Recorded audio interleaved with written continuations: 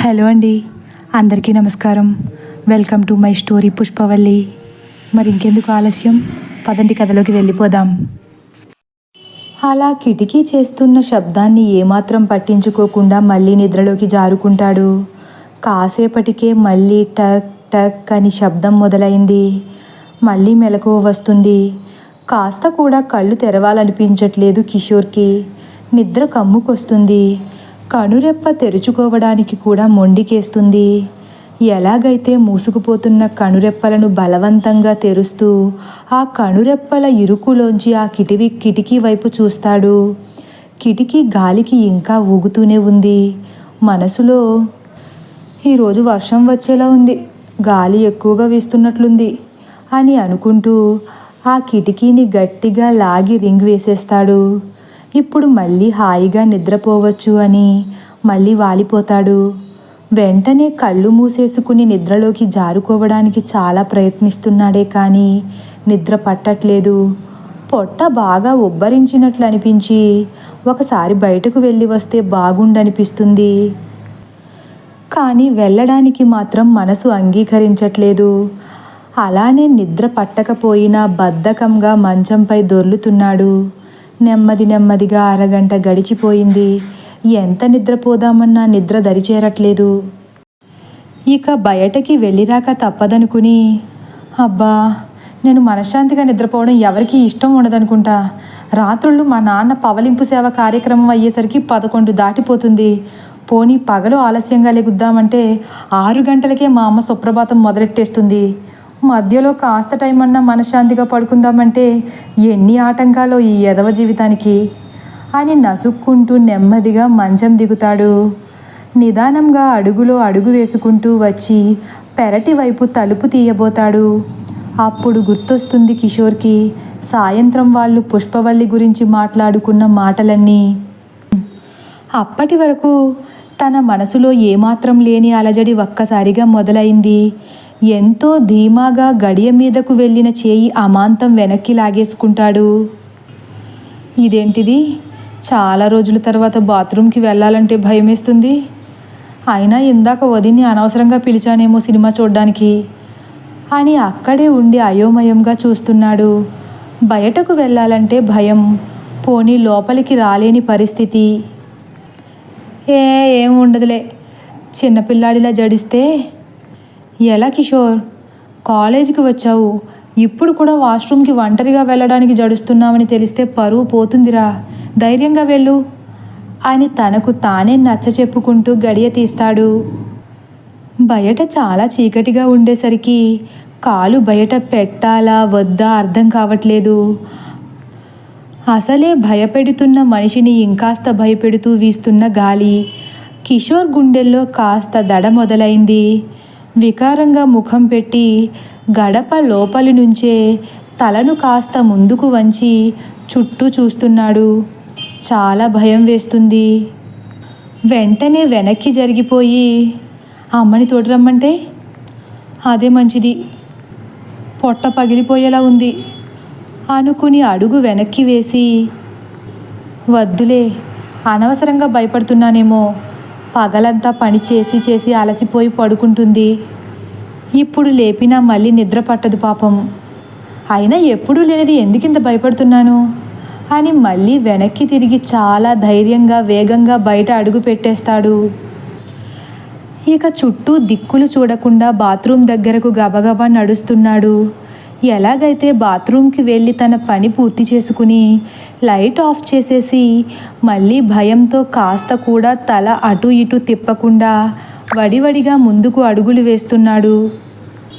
ఇంతలో కిషోర్ అని మృదుల మాట వినిపిస్తుంది. అసలే భయంతో ఉన్న కిషోర్ ఆ మాటకు ఒక్కసారిగా ఉలిక్కి పడతాడు. గబగబా గుండెలు బాదుకుంటూ వెనక్కి చూస్తాడు. ఎవరూ కనపడరు. ఇదేంటి, వదిన పిలిచినట్లు అనిపించింది కదా, ఎవరూ లేరేంటి అని అనుమానంగా వెనక్కే చూస్తూ, వామ్మో, ఇదేదో తేడాగా ఉంది అనుకుంటూ ఇంకో 2 అడుగులు గబగబా ముందుకు వేసేస్తాడు. మళ్ళీ కిషోర్, పిలుస్తుంటే అలా వెళ్ళిపోతున్నావేంటి ఇంత చీకట్లో ఒక్కదాన్నే బట్టలు తీస్తుంటే వర్షం వచ్చేలా ఉంది, బట్టలు తడిసిపోయేలా ఉన్నాయి, తొందరగా రా, తీసి లోపల వేసేద్దాం అని మళ్ళీ మృదుల కంగారుగా మాట్లాడినట్లు వినపడుతుంది. అమ్మయ్యా, వదినేనా? బట్టలు తీస్తున్నట్లుంది, సందులో ఉందనుకుంటా, భయపడి చచ్చాను అని గుమ్మం దగ్గరకు వెళ్లకుండా ఇంటికి అటువైపు ఉన్న సందులోకి వెళతాడు. అక్కడ మృదుల వేగంగా తీగలపై ఆరేసి ఉన్న బట్టలు తీస్తూ కనిపిస్తుంది. వదినా, ఇలా అర్ధరాత్రి లెగిసి ఈ చీకట్లో దెయ్యంలా బట్టలు తీసే బదులు వదిలేయచ్చుగా, తడిస్తే రేపు మళ్ళీ ఆరతాయి కదా అని సణుక్కుంటూ మృదులకు సాయం చేస్తున్నాడు. మృదుల గబగబా ఒక్కొక్కటి తీస్తూ తన భుజం మీద వేసుకుంటూ, ఉతికిన బట్టలు ఉతికినట్లు ఆరితేనే బాగుంటాయి కిషోర్, వర్షంలో తడిసినవి ఆరితే కంపు కొడతాయి, అయినా ఇవన్నీ మీకెలా తెలుస్తాయి, ఉతికిన వాళ్ళకే తెలుస్తాయి కానీ అని తీగపై ఉన్న కిషోర్ షర్టు తీసి కిషోర్ ముఖం మీద వేస్తుంది. వదినా అని విసుక్కుంటూ తన ముఖం మీద ఉన్న షర్టుని కోపంగా తీస్తాడు కిషోర్. చూసేసరికి మృదుల లేదు, చుట్టూ అయోమయంగా చూస్తున్నాడు. వదినా, వదినా హడలిపోతూ నెమ్మదిగా పిలుస్తున్నాడు. వదినా, ఆట పట్టించింది చాలు, నాకు ఒళ్ళు మండిపోతుంది నిన్ను చూస్తుంటే, అసలే భయంతో కాళ్ళు వణికిపోతున్నాయి, నువ్వు ఇంకా భయపెట్టకు చెబుతున్నా అంటాడు కిషోర్ అసహనంగా. కానీ మృదుల మాత్రం ఎక్కడా కనిపించట్లేదు. కిషోర్లో మళ్ళీ దడ మొదలైంది, కాళ్ళు చేతులు వణుకుతున్నాయి. భయంతో తన భుజం మీద ఉన్న బట్టలను వేగంగా కింద పడేసి గుమ్మం దగ్గరకు పరిగెడుతున్నాడు. తలుపులు మూసేసి ఉన్నాయి. ఇదేంటి, తలుపులు మూసేసున్నాయి అని తలుపు దగ్గరకు వేగంగా వెళ్ళి ముందుకు గెంటుతాడు. కానీ లోపల ఎవరో గడియ పెట్టేయడంతో తలుపులు తెరుచుకోకపోయేసరికి గుండె కొట్టుకునే వేగాన్ని ఇంకాస్త పెంచుకుంది. అంత చల్లని గాలిలో కూడా చెమటలు పట్టేస్తున్నాయి కిషోర్కి. వదినా, వదినా తలుపు తీయొదినా, ఆట పట్టించింది చాలు, నాకు భయం వేస్తుంది, తొందరగా తలుపు తీయొదినా ప్లీజ్ అని తలుపును గట్టిగా కొడుతున్నాడు. లోపల నుంచి ఎవరూ తలుపు తీయకపోయేసరికి ఏడుస్తూ, వదినా నా గుండె ఆగిపోయేలా ఉంది, తొందరగా తలుపు తీయొదినా ప్లీజ్, వదినా ఆట పట్టించింది చాలు అని దీనంగా ప్రాధేయపడినట్లు అడుగుతున్నాడు. అయినా తలుపులు తెరుచుకోవట్లేదు. కిషోర్కి ఏడుపు ఆగట్లేదు. ఇంతలో వెనక నుంచి నెమ్మదిగా గజ్జల శబ్దం వినిపించడం మొదలైంది. ఆ శబ్దానికి ఒక్కసారే తలుపు కొట్టడం ఆపి వెనక్కి తలని తిప్పుతాడు. వెనక ఇప్పుడు కూడా ఎవరు కనిపించరు. శబ్దం మాత్రం తన వెనకే వస్తున్నట్లు అనిపిస్తుంది. కిషోర్ గొంతు తడియారిపోతుంది. మృదుల పలకకపోయేసరికి అమ్మా, అమ్మా అంటూ తలుపు గట్టిగా కొట్టడం మొదలుపెట్టాడు. ఇంతలో మళ్ళీ, కిషోర్ బట్టలు ఇక్కడే పడేసి వెళ్ళిపోతున్నావేంటి, వర్షం పడేలా ఉందన్నానుగా, తొందరగా రా తీసుకువెళ్దాం అని మళ్ళీ మృదుల మాట ఆ సందులోంచి వినిపించేసరికి కిషోర్కి గుండె ఆగినంత పని అయ్యింది. పెద్దగా ఏడుస్తూ తలుపులు ఇంకా గట్టిగా కొడుతున్నాడు. కిషోర్, నిన్నే, పిలిస్తే పలకవేంటి, ఇక్కడికి రా మళ్ళీ పిలుస్తుంది మృదుల. కిషోర్ మాత్రం ఏమాత్రం పట్టించుకోకుండా ఏడుస్తూ తలుపులు కొడుతూనే ఉన్నాడు. 1-2 నిమిషాలు అలా కొట్టగా మెలకువ వస్తుంది కమలకు. పక్కన చూస్తే కిషోర్ కనిపించడు.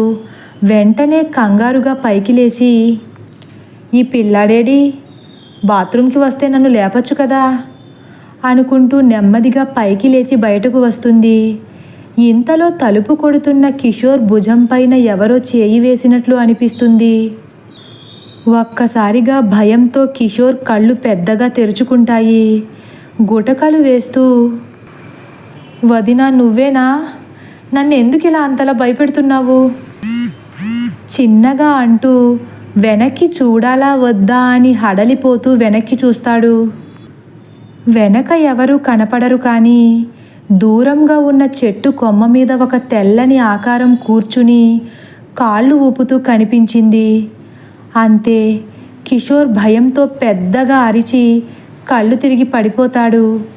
ఇంతలో ఆ అరుపు వినిపించిన కమల పరిగెత్తుకుంటూ వచ్చి కింద పడిన కిషోర్ని చూసి, కిషోర్, కిషోర్, ఏమైందిరా? కిషోర్, నిన్నేరా అని ఏడుస్తూ కిషోర్ని గట్టిగా కుదుపుతుంది. కిషోర్ లేవకపోయేసరికి గబగబా వంటగదిలోకి వెళ్ళి ఒక గ్లాసుడు మంచినీళ్లు తీసుకుని కిషోర్ దగ్గరకు వచ్చి కిషోర్పై చిలకరించి, కిషోర్ లేవరా అని గట్టిగా కుదిపేసరికి కళ్ళు తెరుస్తాడు కిషోర్. అమ్మా, ఆశ్చర్యంగా అంటూ చుట్టూ భయం భయంగా చూస్తున్నాడు కిషోర్. ఏమైందిరా, ఎక్కడికి వచ్చి పడుకున్నావు? విసుగ్గా అంటుంది. కిషోర్ అయోమయంగా చూస్తూ, ఎక్కడెందుకు పడుకుంటానే, నీకేమైనా పిచ్చా అలా అడుగుతున్నావు? అదేలేరా, ఎక్కడెందుకున్నావు అనబోయి పైకి లేగు. అమ్మా, ఆ చెట్టు మీద ఏదో కనిపించింది తీక్షణంగా చెబుతాడు కిషోర్. ఏదో కనిపించడం ఏంట్రా? అయోమయంగా అడుగుతుంది కమల. అదేనమ్మా, ఏదో దెయ్యంలా ఉంది భయపడుతూ చెబుతాడు కిషోర్. దెయ్యమా అని ఆశ్చర్యపోతూ చూస్తుంది కమల. అవునమ్మా, ఆ చెట్టు మీదే కాళ్ళు ఊపుకుంటూ కూర్చుంది. పద, తొందరగా లోపలికి వెళ్ళిపోవచ్చు. ఏముండదు, నువ్వు భ్రమపడ్డట్లున్నావు. కిషోర్కి ధైర్యం చెప్పడానికి ప్రయత్నిస్తున్న కమల మనసులో చాలా భయంగా ఉంది. తేరిపారిన కళ్ళతో చుట్టూ చూస్తూ, మనలో ఉన్న భయమే దెయ్యం, అంతకు మించి వేరే దెయ్యాలేమీ ఉండవు, ముందు పైకి లేగు అని నెమ్మదిగా కిషోర్ని పైకి లేపుతుంది. పదమ్మ, తొందరగా వెళ్ళిపోదాం. ఒకసారి ఉండరా, ఎలాగో లెగిసాం కదా, గాలి బాగా వేస్తుంది, వర్షం వచ్చేలా ఉంది, సందులో బట్టలు ఆరేసాను, పట్టుకొచ్చేస్తాను అని కమల కూడా కంగారుగా వీస్తున్న గాలికి చుట్టూ చూస్తూ అంటుంది. కిషోర్ కళ్ళు మళ్ళీ ఆశ్చర్యంగా పెద్దగా తెరుచుకున్నాయి. ఇందాక మృదుల అడిగినట్లే కమల కూడా అడిగేసరికి కిషోర్కి ఏం చేయాలో అర్థం కావట్లేదు. వెంటనే అయోమయంగా కమల ముఖంపై తడుముతూ, అమ్మా, నువ్వు మా అమ్మవేనా అంటాడు. పిచ్చి పట్టినట్లు మాట్లాడతావేంట్రా? అమ్మను పట్టుకుని అమ్మవారిని అడుగుతావేంటి? అవన్నీ తర్వాత చెప్తాను కానీ బట్టలు ఉంటే రేపు తీసుకోవచ్చు, నువ్వు తొందరగా లోపలికి పదా అని అమ్మను లోపలికి తోస్తున్నాడు. కష్టపడి ఉతికాన్రా, ఒక్క క్షణం ఓపిక పట్టావంటే నేను వెళ్ళి తీసుకువచ్చేస్తాను. అమ్మా, నా మాట వినవే, ఇక్కడ ఏదో ఉంది, లోపలికి వెళ్ళిపోదాం పదా అని ఏడుస్తూ చెబుతున్నాడు. ఏముంటుందమ్మా, ఏమీ ఉండదు, భయపడకు. ఆ పుష్పవల్లి ఉందనిపిస్తుందమ్మా, ఇక్కడి నుంచి వెళ్ళిపోదాం పదవే, కావాలంటే రేపు నేను ఉతికి ఆరేస్తాను అని అమ్మని ఇంకా బలంగా లోపలికి గెంటేసి తలుపులు వేసేస్తాడు. అబ్బబ్బా, ఆగరా, ఎందుకలా తోస్తున్నావు? నేను వెళ్తున్నాను కదా, అయినా చూడొద్దంటే అర్ధరాత్రి వరకు ఆ దెయ్యాల సినిమాలు చూస్తావు, భయం వేయక ఏం వేస్తుంది అంటూ లోపల చికాకుగా అడుగు పెడుతుంది కమల. అమ్మా, వదిన లేచిందా, పడుకునే ఉందా, ఒకసారి చూద్దాం పదా కంగారుగా అంటాడు. వదిన ఎందుకు ఇప్పుడు? దాన్ని లేపితే ఇంక మనం పడుకున్నట్లే.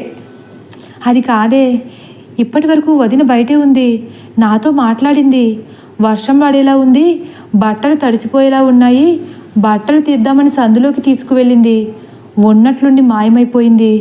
నేను భయంతో లోపలికి వచ్చేద్దామంటే ఎవరో తలుపులు వేసేశారు, నేను వదినే వేసింది అనుకుంటున్నాను.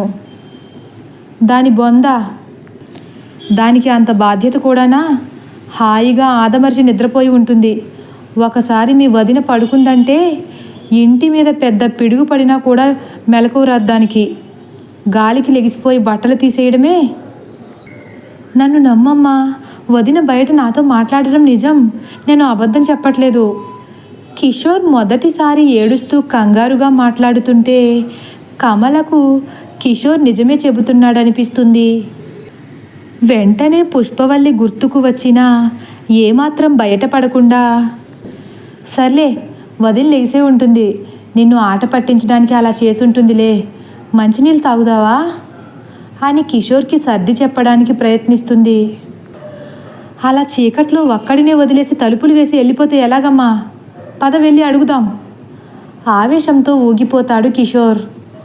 ఇప్పుడెందుకు లేరా, రేపు లెగిశాక పెట్టాల్సిన గడ్డి నేను పెడతాను కదా, రేపు అడుగుదాంలే అని కిషోర్కి సర్ది చెప్పి లోపలికి తీసుకువెళ్ళిపోతుంది. కిషోర్ మంచం మీద వాలాడే కానీ కళ్ళు మూసుకుంటే చెట్టు మీద కనిపించిన ఆకారమే కనిపిస్తుంది. ఆ ఆకారాన్ని మరచిపోయి నిద్రపోవడానికి ముప్పు తిప్పలు పడుతున్నాడు. ఇక్కడ కమలకు కూడా పుష్పవల్లికి సంబంధించిన భయం ఇంకాస్త పెరిగినట్లయింది. నిజంగానే కిషోర్కి పుష్పవల్లి కనిపించిందా అనుకుంటూ అలానే పుష్పవల్లి గురించి ఆలోచిస్తూ నిద్రను దూరం చేసేసుకుంటుంది. తదుపరి భాగం కోసం వేచి ఉండండి. ఒకవేళ నా కథ కానీ మీకు నచ్చినట్లయితే లైక్ చేసి సబ్స్క్రైబ్ చేయడం మర్చిపోకండి. Thank you for watching.